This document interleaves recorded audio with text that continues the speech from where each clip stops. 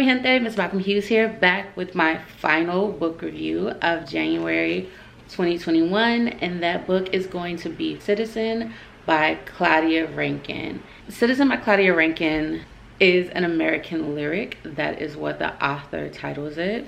And honestly, it's an examination of our interactions with each other based not solely but heavily on race. Classism, other things come into play as well. Physical beauty, athleticism, but all of this is rooted in and connected to race. What I want to say about Citizen is this. It's written in prose style, some essay aspects, some shorter pieces, but really kind of freeform prose. So I don't know what I was expecting when I picked this up. I had spoken to other folks about it throughout the years. This book originally came out in 2014, and Claudia Rankine also won a MacArthur Fellowship because of this, more commonly referred to as the Genius Grant. So that just tells you the impact that this work has had. But I've spoken with numerous folks about this over the years and just how good it has been for them and how much they've enjoyed it and how it's impacted them. So even with that understanding, I didn't really walk in knowing what to expect. I expected maybe something heavy, but I really didn't know in what way it would be heavy. I knew it would focus on race. The title, Citizen, looking at the artwork. When I see the artwork, I think of it like a Puritan covering. So I figured it would deal with race, but I didn't really know how it would hit me and what it would cover. And I will say that I was not ready. I was not ready. Each prose here is like a punch in the chest initially. It just knocks the air out of you, but in a good way. It like both gives and retracts your breath. Because even as the air is knocked out of you, by continuing to read it, breath is given back to you, if that makes sense. You are both shocked and relieved at the same time. So one thing that I think is done here, because the book is so abstract at times, is that you're wondering, am I in or out of time, right? You don't really always know where you are situationally, but you continue going on this journey with the writer. So there are a number of topics covered here. And each chapter, because it's not really chapters, but it's like part 1, part 2, part 3. So each part covers different topics and sometimes they come back around. But again, all rooted in race and the ways in which we interact with each other. So a lot of the times the author will pose the question, what did you mean when you say that? Am I interpreting that right? It'll be those inner thoughts that we all process, or even when you call someone out and how they respond and was it a joke? Wasn't it? Who's right here? Who's wrong? And how do we collectively come together to identify what is happening here, while also the individuals who are wrong being held accountable? Because ignorance is not an excuse, right? Okay, so you didn't know, but what are we gonna do about it, right? You weren't clear on how that may have been received from others, or were you, or did it not matter? There's one part here that I really liked, and it's the telling of someone going into a store, because oftentimes you don't know if the author is writing about their experiences or someone else's.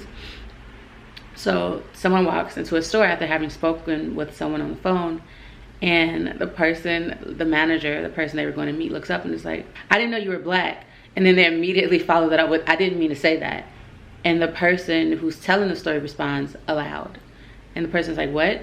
You didn't mean to say that aloud. And just those raw, honest moments, it just drops you in them and lets you sit with all of that, and it's really necessary, honestly. So I'm going to quickly read an excerpt of something that I like, so I think that it'll situate you all so you can really understand what's happening here. A friend argues that Americans battle between the historical self and the self-self. By this, she means you mostly interact as friends with mutual interests and, for the most part, compatible personalities. However, sometimes your historical selves, her white self and your black self, or your white self and her black self, arrive with the full force of your American positioning. Then you are standing face to face in seconds that wipe the affable smiles right from your mouths. What did you say? Instantaneously, your attachment seems fragile, tenuous, subject to any transgression of your historical self. And though your joined personal histories are supposed to save you from misunderstandings, they usually cause you to understand all too well what is meant. So that's really a lot of what this is. And it doesn't just deal with that one-on-one personal interaction, right? One thing I really appreciate, and I love that section a lot actually, is when she dissects some tennis matches of Serena Williams. And it's not necessarily always the match itself, but Serena's interactions with the umpires and how race causing the question, or how Serena may not respond the first time it happens or the second time, but then years later the body remembers, and she may respond in a way that some would view as overkill for a situation that doesn't warrant it. But is she responding in that moment, or she responded to a moment that happened before that she couldn't respond to, right? So it's all of that, of what this system that has been created, right? The system of oppression and division based on race that has been created, how it impacts all of us, and how we carry that, and how none of us are really truly free within it. I remember Brian Stevenson saying something about that in an interview, how it was an interview with Isabel Wilkerson for Cast and her new book that I will be reviewing soon on the channel, so look out for that. How in this caste system, or this racial system, none of us are free, right? None of us, because we all are making decisions based on these constructs. So we're all prisoners to it. And I feel like this challenges that, not challenges it, but this goes into detail about that as well. Just that larger looming question of how do these systems of race, classism, and oppression shaped all of us, right? And how does this, I feel like, really delves into the psychology of it, how it impacts us on a psychological level, the decisions that we make, the questioning of yourself, the anxiety that is spiking. I think this does that brilliantly. And here is a poem that I shared on my Instagram. So if you don't follow me on Instagram, head over there. It says, because white men can't police their imagination, black people are dying. This covers so much. It's really just a critical look at our society and how we're all impacted by it. It talks about Katrina. It talks about a number of topics. It talks about individuals who've been killed by police officers here and abroad. There's artwork included, right? This is from a piece where she's again talking about Serena and someone who's mimicking Serena. Is this in jest, or is it inherent racism? So again, different type of artwork. It's nice. The combination, is it just me, or what does this all look like? What does this look like to you all? Can you see? You can't really see it so well on camera, but that's the beauty of art. There's something I think it looks like, but I'm just curious how others interpret it. But yeah, that's the beauty of art. You get to interpret it. It hits everyone differently. So if I had to summarize this book, I would simply say that it is heavy, it is abstract, and it is well done. I think Citizen is worth reading. It's something I wish I would have read sooner, but it's also one of those pieces. I believe that books come to you and you can read them when it's time for you to receive them. So there have been a number of books where sometimes I pick them up, and I may pick up a book and I may start it and I'm like, I don't want to read that. It's not really connecting, or it feels too heavy for where I am currently. And I'll put it down. Maybe weeks later, months later, sometimes years later, I'll come back to it and have a completely different experience. So I really think that sometimes reading is really dependent upon where you are. And this is one of those books, I think I read it when it was time. And having said that, I think that you should all read it when it's time.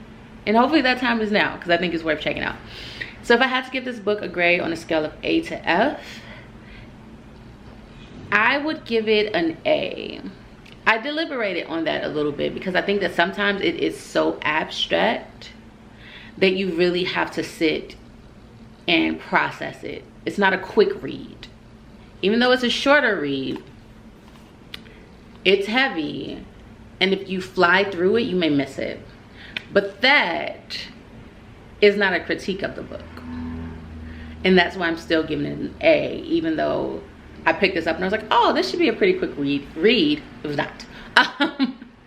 But it was worth it, and the journey of exploration and then just that like cognitive reflection was definitely worth it. So I think it's worth the attention and effort that are required to read this book, process it, and grapple with what it means. So it's an A for me. It's an A from me. So kudos to Claudia Rankine. I think everyone should check it out, and I think it deserves all the accolades that it has received. All right, before we wrap up today, a couple of announcements. One, my February reads will be coming up. In that video, I know that all of you are curious. This is the second part, but it ties to the first part. And all of you are curious who won the giveaway. And that will be announced when I put up my February reads video. So you'll see the winners there. I'm gonna put everyone's name in a bowl. Today is the last day you can enter. So put everyone's who's entered name will go in a bowl, and I will pull 2 names. And then I will let you all know who the winners are. And my last announcement is that I have something special coming in March. And it's interactive. So I hope that you all will be open to it and join me. I think it'll be a good experience for all of us, because as you all know, I love engaging with you all and talking about books. And I'm hoping that this will be an opportunity for us all to collectively join together and discuss a book that we're all excited to read. But more about that will be coming next month. As always, I am MsMalcolmHughes, one who believes that books are sometimes better than people. Until next time, I want everyone to stay safe and be kind to each other. Also, let me know what books y'all want me to read. I have my list of books that I want to get to this year, but it keeps changing. It keeps changing. New books keep getting added. So I definitely want to know what y'all are interested in seeing me review. All right, y'all, take care, and I'll talk to you later. Also, for those of you inquiring, I do still have buttons, my MsMalcolmHughes pins, and the details on how to get those are below.